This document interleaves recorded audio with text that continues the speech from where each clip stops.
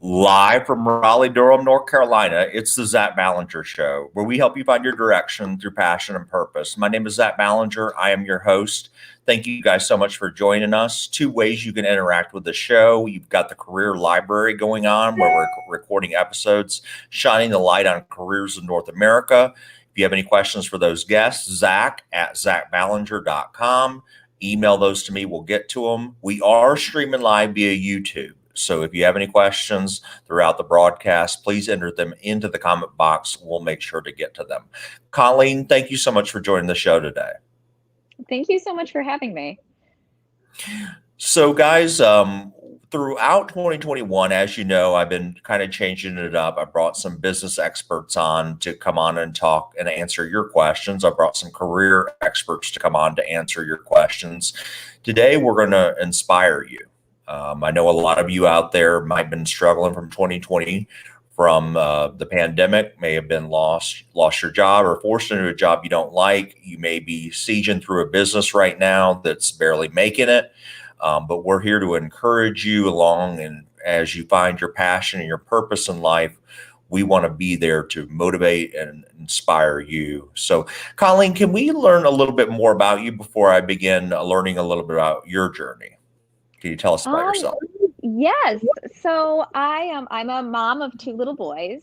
Originally from around Syracuse, New York, lived in Massachusetts for a long time, and then recently moved to Delray Beach, Florida. So that is where we've been the last year and a half, trying to rebuild things. Now, you have a very interesting story of some setbacks, and I want you to tell my audience, if you will, if comfortable sharing about that. What's your story? What happened to you, and where were you, and where are you now? Sure. So I think I grew up your typical kind of upper middle class person, and I went to college out of state. I got my master's degree, lived in Boston. I got married to, the really handsome multimillionaire. We had that dream wedding. We had all this international travel. We had like the beautiful house. We moved out to the country. And then we started having babies, and it was a dream life. It was everything I'd been told kind of would happen in life is, you go to school and you get your degrees, and then you get married, and then you have the kids and the house. And I thought, it just continues on that way. And that wasn't in the cards for me and my family. I had a 15-month-old and was 12 weeks pregnant with my second baby when I found out that my husband had a pretty significant addiction to pain pills. And Wow. yeah, it was, and from there, we did all the right things, what they tell you the right things. He got into rehab, he got help, and there was so much I was ignorant at the time, and thought that that's kind of it. Is you go to a 30-day rehab and you're cured, and that is not the case. And so he ended up relapsing, and in the process of relapsing, he kind of took out all of our finances with it. Not through the purchase of drugs, but through really bad business decisions. And he had collateralized everything we had on some business loans. And we lost absolutely everything. I got my kids and some of my furniture, and he ended up going away to a long-term treatment center out of state. It was just me and I had an infant and a toddler, by myself with them for a year and a half before we made the choice to come to Florida to be closer to him. And then since we've been in Florida, that I've been able to start my own business, and really, build something for myself. So, wow. So a lot to unpack there, but basically, you were on top of the mountain. I think even you said that you had made it to the millionaire status at one time, and then you lost everything Yeah. through that. And what was it? I mean, during this time, did you ever think you could make it back? Like, how did you have the will to go on?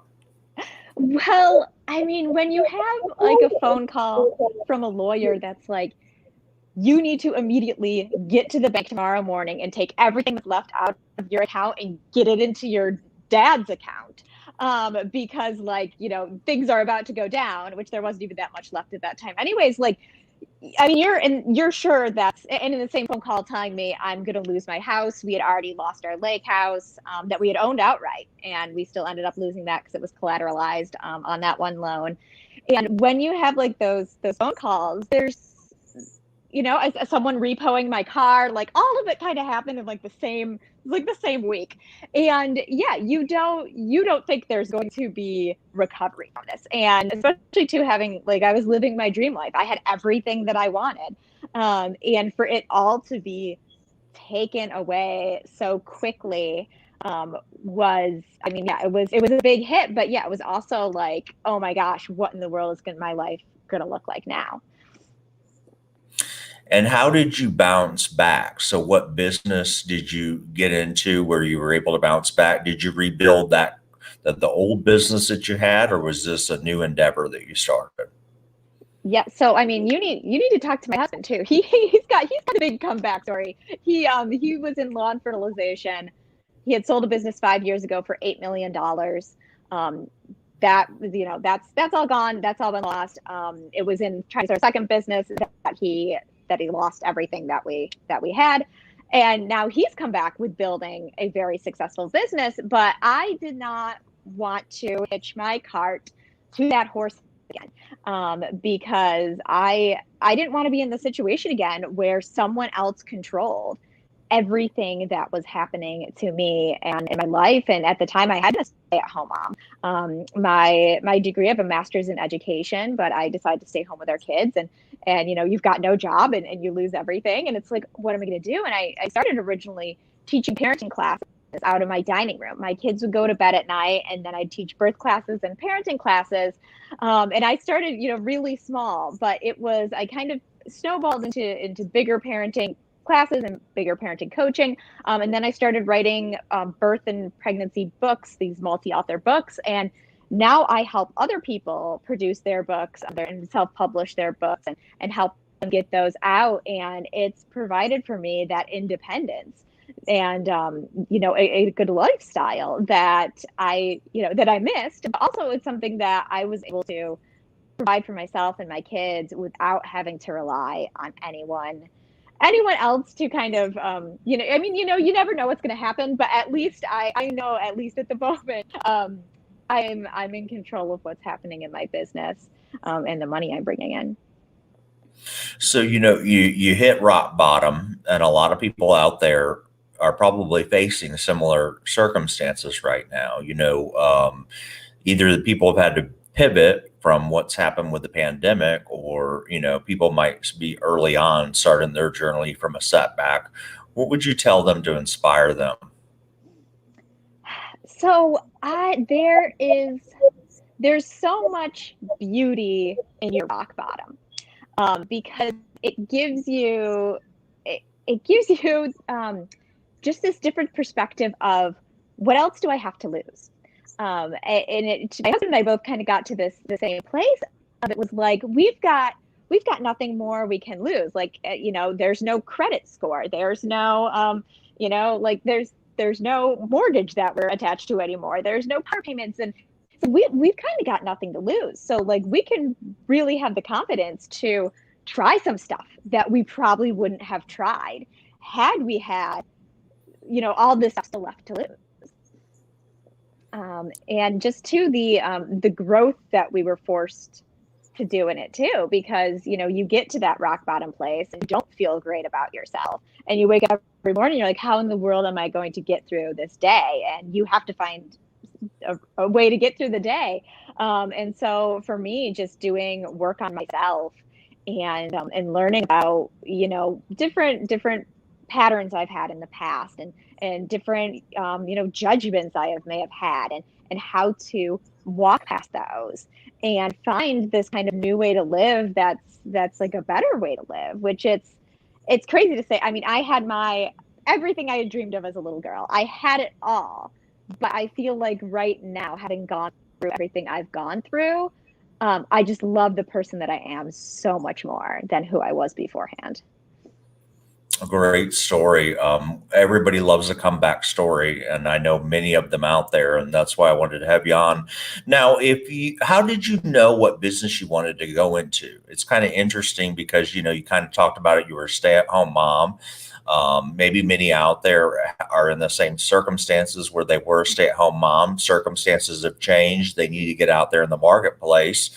Um, how did you know that your current business is what you wanted to do? What kind of exploration did you do? I've just always been really passionate about pregnancy and birth and parenting. And it's also kind of what my education lines up with. So for me, there was no childcare option. We didn't have any family close enough that someone was going to watch these kids, so I could go get a job. If they were an infant and a toddler, we would have had to pay a lot for daycare. It was just me. And so I was like, well, what can I do from my house? And so that's when I started first teaching the class out of my house. But then I discovered online and that there is ways to make money online that offers a lot more revenue potential than operating classes out of your house. And then just too, like a world to connect with other people and to have a greater audience and to have, I have some clients from all over the world. I was working with someone who lives in Sweden and helping her put her book out.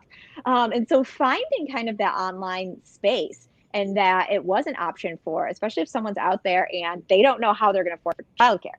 And, because it's definitely that spot of it was like, well, I could go back and become a teacher, but I can't afford childcare for two kids on the salary of a teacher. So what am I going to do?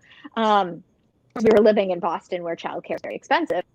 So I had to get creative and I found something that I could do from my computer and from Zoom. And I was doing Zoom before COVID hit and Zoom became popular.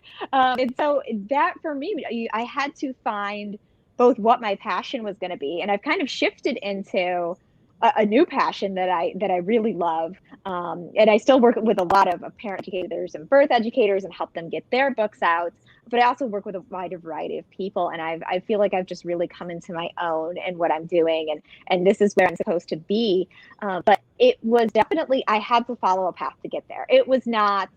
I set out a business plan, and it was perfectly executed. And here I am, and there was no failures. I mean, I tell you, there were a lot of failures. There was. I mean, especially when COVID hit, because I was still doing some in-person things, and it was like oh my gosh, like why is none of this working out? And so it was a lot of pivots and it was a lot of failure, but you don't have the option to just give in. You have to keep going. And so I kept going, and I've really hit my stride. So I'm curious,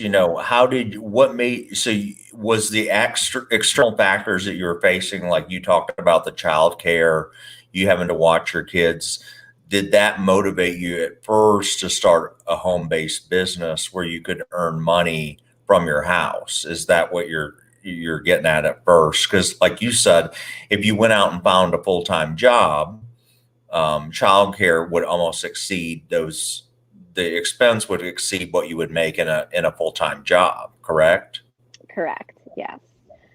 So yeah, I knew I had to get something home based and I had to get creative because a lot of the home based jobs where you're working for someone else, it doesn't make a lot of money. And I knew kind of I needed to support these boys and my husband and it's a very complicated story. We are very good friends. We do not live together, and I support my children and I entirely on our own. And God bless him. I'm not really sure what he does, but like I'm fully in charge of supporting myself and my children. And so, that's, and I don't have the experience, but a lot of people say some of the most traumatic events in somebody's life, obviously, is losing a child at a young age. And another one that I've read is bankruptcy and divorce. Um, and you were kind of going down both of those pathways. And so you were dealing with all this, and then you emerged from it. And now you're kind of able to inspire you. I bet you're a real inspiration to other people around you that face tough times. It's such a motivating story, I think, for you to tell it, because I think in business we have many setbacks, and maybe you were dealing with the personal issue as well as the financial issues. And so you can really speak about your comeback story. And now we were kind of talking about before the show, you're kind of on the ascend now, Yes. rising up among it. And so I think it's really powerful to tell these type stories, because everybody's out there and they struggle from different things. But if you're in business, you're going to struggle at many different things. Now, what part of when you were in business, did you ever question, can I make it? Am I Oh going to be yeah. able to do this?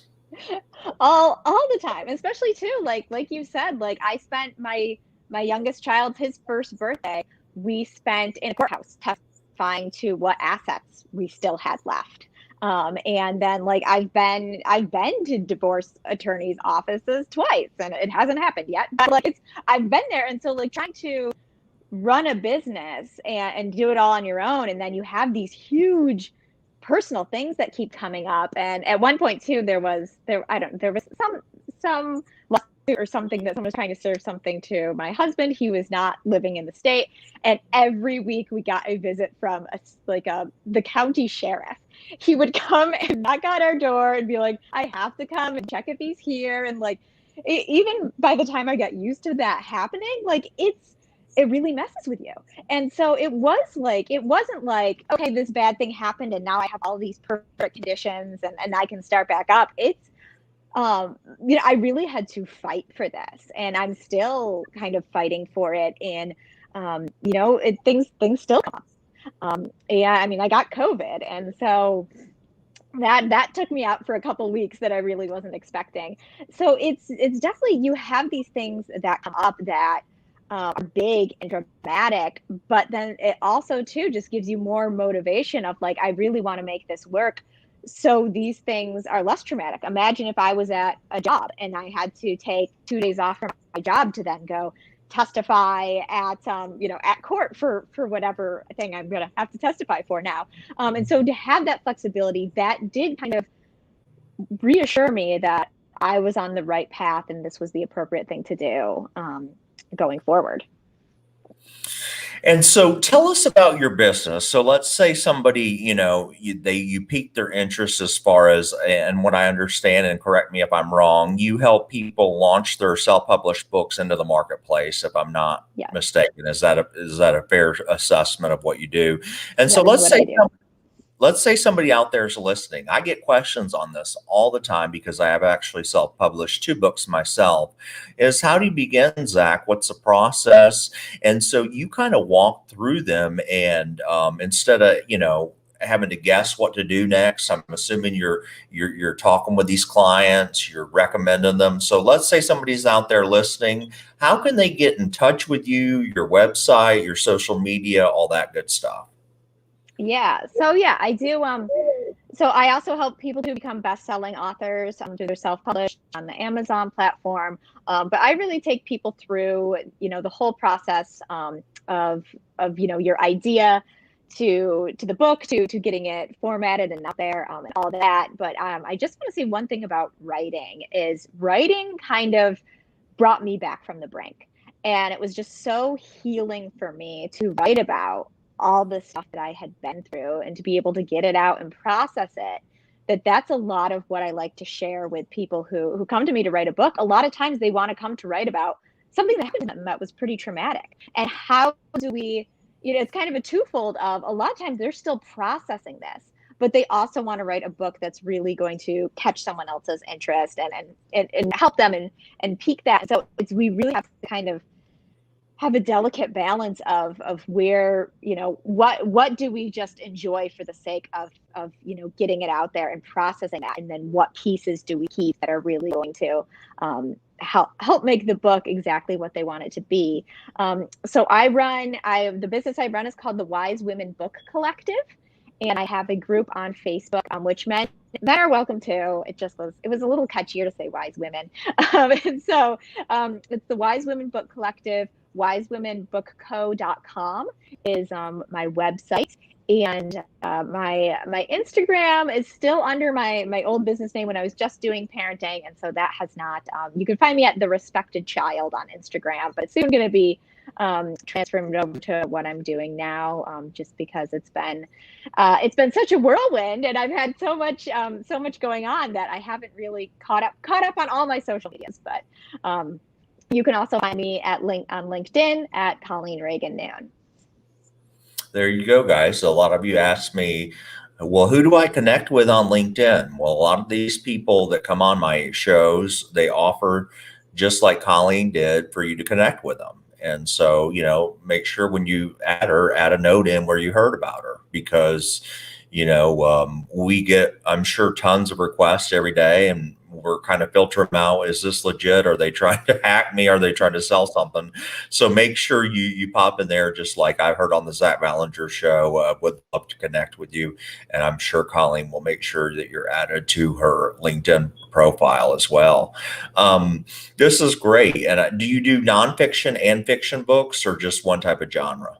So right now I've only done nonfiction. But if someone had written a fiction book and needed it edited and formatted, we know how to do all that. But too, and if someone does have a spouse that that is in addiction and they need someone to talk to, definitely reach out to any one of my different ways I gave, and I would be happy to help point you in a few different directions on what to do, because that was a big thing with me is, growing up in the neighborhoods that I grew up in the bubble I grew up in. No one really prepares you for what to do when your husband says, "Hey, I have this pain pill addiction."